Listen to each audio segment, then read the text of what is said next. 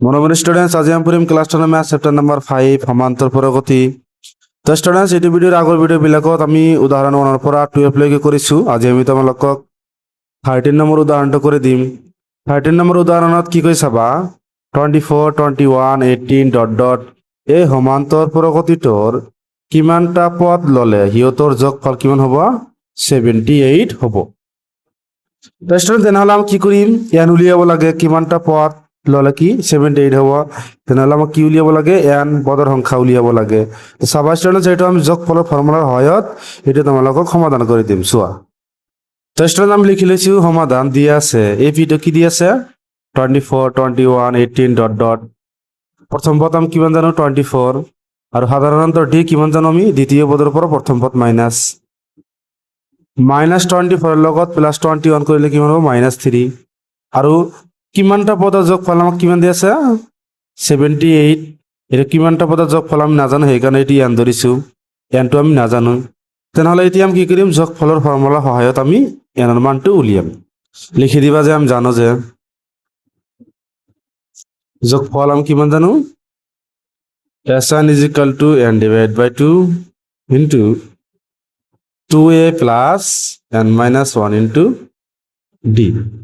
তো স্টুডেন্ট, এতিয়া আমি কি কৰিম? এই মানবোৰ ইয়াত বহাই দিম। চোৱা, তো স্টুডেন্ট, আমি মানবোৰ বহাই দিম।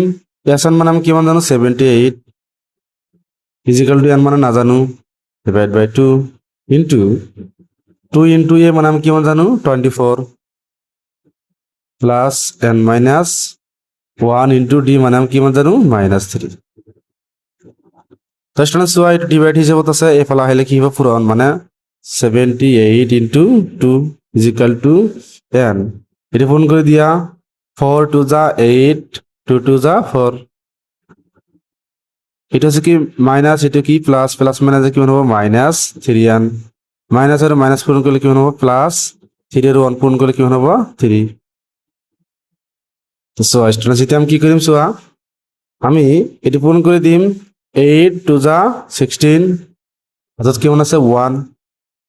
7 2 যা 14, আর অর্থাৎ কেমন আছে? 1, কেমন হবে? 15 ইজ ইকাল টু, এটি তুমি পূরণ করে দিয়া, এনের লগত 48 পূরণ করলে কিমান হ'ব? 48 n মাইনাস 3 এনের লগত n পূরণ করলে কিমান হ'ব? 3 n স্কয়ার প্লাস 3 এর লগত n পূরণ করলে কিমান হ'ব? 3 n।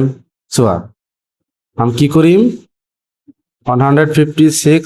চোৱা, ইয়াত আছে কি? 48 n, ইয়াত আছে 3 n। এটি যোগ করলে কিমান হ'ব?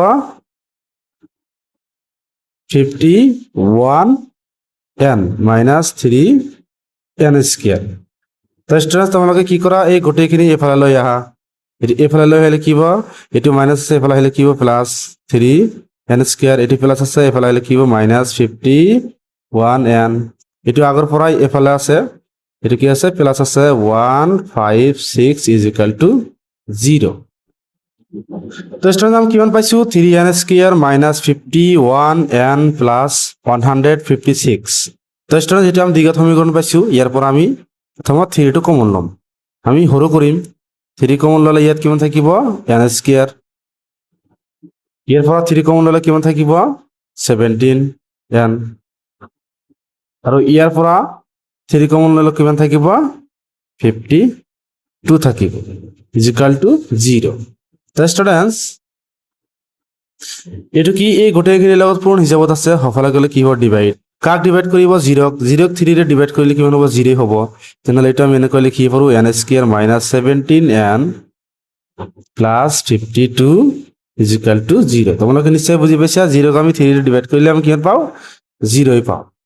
এতিয়া আমি এইটো দ্বিঘাত সমীকৰণ পাইছোঁ। ইয়াক আমি মধ্যপদ বিশ্লেষণেৰে এনৰ মানটো উলিয়াম। মধ্যপদ বিশ্লেষণ কেনেকৈ কৰিম? চোৱা, এটা আমি কি কৰিম? n স্কয়াৰ আৰু ধ্ৰুৱক পদটো পূৰণ কৰি ভাঙি দিম। ভাঙিলে মানে কিমান হ'ব লাগিব? প্লাস বা মাইনাস কৰিলে কিমান হ'ব লাগিব? -17 হ'ব লাগিব। আৰু পূৰণ কৰিলে কিমান হ'ব লাগিব? এই দুটা সংখ্যাৰ পূৰণ ফলৰ সমান হ'ব লাগিব। তো চোৱা স্টুডেন্টস, সেইটো তোমালোকক আমি পূৰণ কৰি দেখুৱাই দি আছো। চোৱা, তো চোৱা স্টুডেন্টস, এটা আমি পাইছো। আমি কি কৰিম? এইটো আৰু এইটো পূৰণ কৰি দিয়া 52 n স্কয়ার। তো স্টুডেন্টস, আমি 52 ভাঙি দিম। 52 ভাঙি দিয়া 2 ৰে ডিভাইড কৰিম, যেহেতু এটি যুগ্ম সংখ্যা। 2 2 যা কিমান হ'ব? 4। 2 2 যা 4 ইয়াত কিমান বেছি থাকিল 4 এক বেছি আছে তেনেহলে ইয়াত বহাই দিয়া কিমান হ'ব 12 12 ক আমি 2 ৰে ডিভাইড কৰিলে কিমান পাম আমি 6 তাৰ পিছত আমি 2 ৰে ডিভাইড কৰিম 13 2 যা 26 টেষ্ট এই সংখ্যাবিলাক পূৰণ কৰি কিমান হ'ব লাগিব 52 2 2 যা 4 4 13 যা 52 আৰু যোগ বিয়োগ কৰি কিমান হ'ব লাগিব -17 চোৱা 2 আৰু 2 পূৰণ কৰিলে কিমান হ'ব 4 13 কিমান আছে 13 মাইনাস আৰু মাইনাস যোগ কৰিলে কিমান হ'ব -4 আৰু 13 যোগ কৰিলে কিমান হ'ব 17 তেনেহলে এতিয়া কি কৰিম এই সংখ্যাটো ডাইৰেক্ট ইয়াত বহাই দিম বহাই দিয়া n স্কয়াৰ মাইনাস 4n যেহেতু ইয়াৰ লগত n আছে minus 13n plus 52 is equal to 0 তো চোৱা মাইনাস 4n মাইনাস 13n পূৰণ কৰিলে কিমান হ'ব প্লাস 52n স্কয়াৰ মাইনাস আৰু মাইনাস যোগ কৰিলে -4 আৰু 13 যোগ কৰিলে কিমান হ'ব 17 হৈছে এতিয়া তোমালোকে কমন লোৱা ইয়াৰ পৰা আমি কি কমন ল'ব পাৰো n কমন ল'ব পাৰো ইয়াত কিমান থাকে n ইয়াত কিমান থাকে -4 ইয়াৰ পৰা -2 কমন ল'ম আৰু কি কমন ল'ম 13 ইয়াত কিমান থাকে +n ইয়াত কিমান থাকে -4 যেহেতু আমি 13 টো কমন লৈছো ইজ ইকুয়াল টু 0 চোৱা ইয়াৰ পৰা আমি আকৌ n-4 টো কমন ল'ব পাৰো n-4 এটো কমন লৈছো তেনেহলে কিমান থাকে n এটো কমন লৈছো তেনেহলে কিমান থাকে 13 is equal to 0 so students it is equal to 0 ধরিম it is equal to 0 ধরিম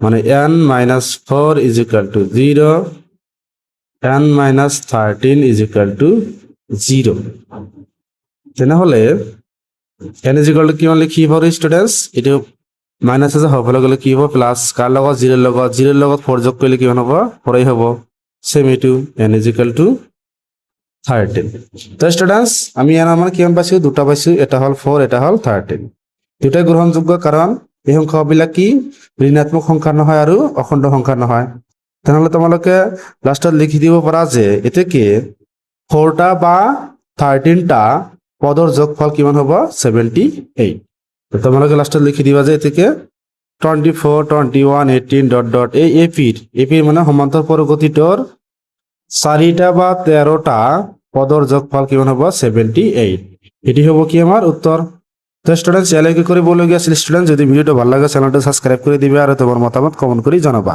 thank U students